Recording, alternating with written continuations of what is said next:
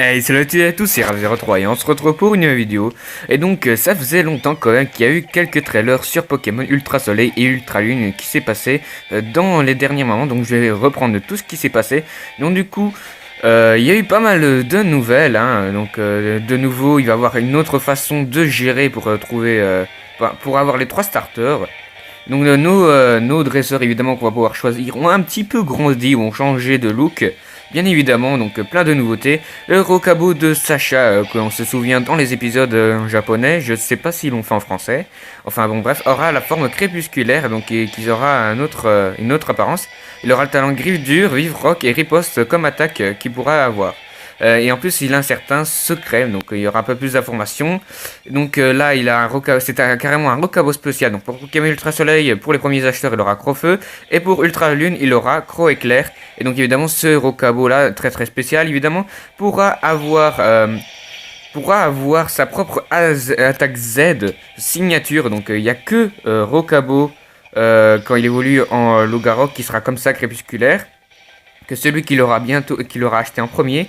Et ils auront tous les Loup-Garok pourront avoir la nouvelle capacité Z unique, donc qui est bien évidemment qui est plutôt très très puissante et plutôt classe.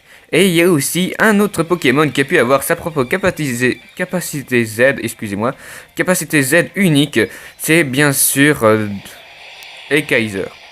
Et Kaiser qui a plutôt des capacités déjà très puissantes mais qui a pas mal déçu certaines personnes au niveau des capacités et la racophonie flamboyante peut et bien évidemment rattraper tout ce qu'il a fait parce qu'en fait cette capacité Z permet de augmenter tous ses stades après l'attaque Z et est une attaque Z type dragon bien évidemment et signature et c'est une attaque Z qui est exclusive à lui. Vous voyez bien Dratak et KO d'un seul coup et donc en plus il augmente tous ses stats donc c'est plutôt intéressant. C'est dommage qu'il le fait pas déjà avant mais ça veut dire que ça nous laisse vachement un avantage franchement. J'ai hâte de l'utiliser en plein combat parce que nous, au niveau stratégie, il sera vraiment super cool. Donc la capacité 7 exclusif.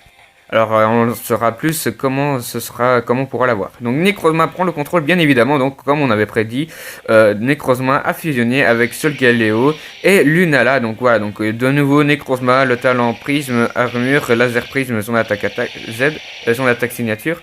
Necrozma prend le contrôle de Solgaleo et de Lunala. Voilà, donc on a plutôt c'est plutôt stylé la façon comment les scénarios vont se dépasser.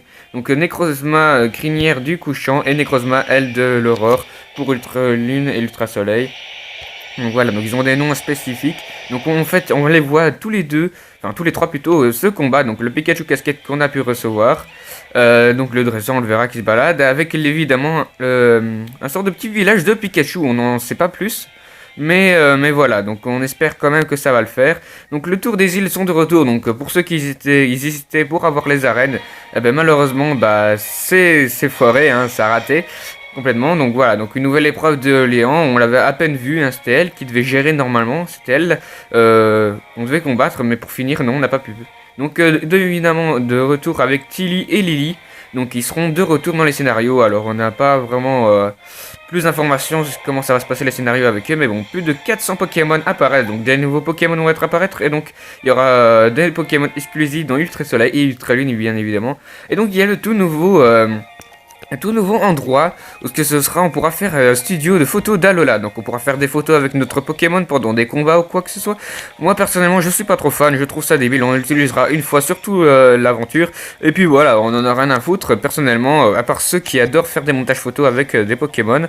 Mais enfin soit moi je suis pas très content. Et donc nous avons aussi une nouvelle plutôt cool. Personnellement je trouve ça super cool. On peut carrément surfer sur un Démenta.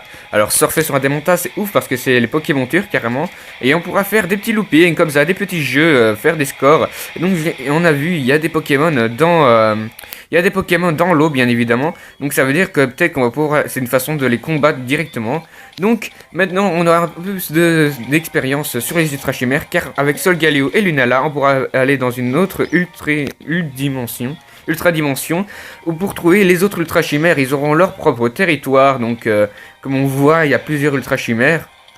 Donc on voit Moscoto, normalement il y a Lucranev, je sais plus comment il s'appelle. Ultra Mégalope, donc un endroit, la lumière de a été dérobée par Necrozma parce qu'en fait c'est un endroit où une nouvelle team, donc la team Skull, va disparaître et avoir une l'Ultra Commando. Voilà, donc l'Ultra Commando est la nouvelle sorte de team. Moi je trouve ça plutôt sympa. Après ils ont pas l'air commodes, hein. Ils ont Zoé, Roddy, ça a l'air des extraterrestres, hein. Personnellement quand tu vois qu'ils sont bleus et tout et qu'ils peuvent gérer une tour avec Necrozma et avec des langages plutôt bizarres.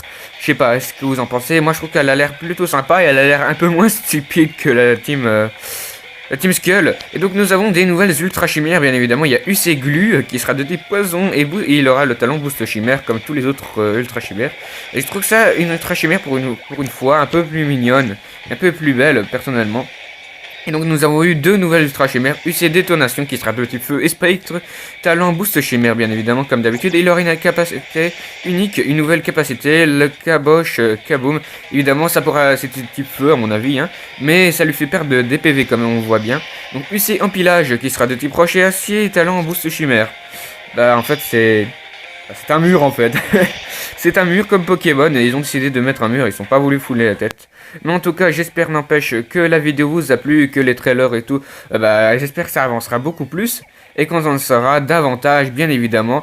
Donc voilà, donc sur ce, merci d'avoir suivi la vidéo jusqu'au bout. J'espère qu'on aura plus d'avantages, de nouvelles sur Pokémon Ultra Soleil et Ultra Lune. J'espère que ça vous a fait plaisir en tout cas. Petit pouce bleu vers le haut s'il te plaît, mais un commentaire comme toujours, ça fait plaisir. Partage à tous les amis si ça t'a plu et pour qu'ils puissent voir ma chaîne YouTube et s'abonner. Et surtout, abonnez-vous. Allez, on se retrouve dans une prochaine vidéo et j'espère qu'on aura plus d'informations. Allez, ciao!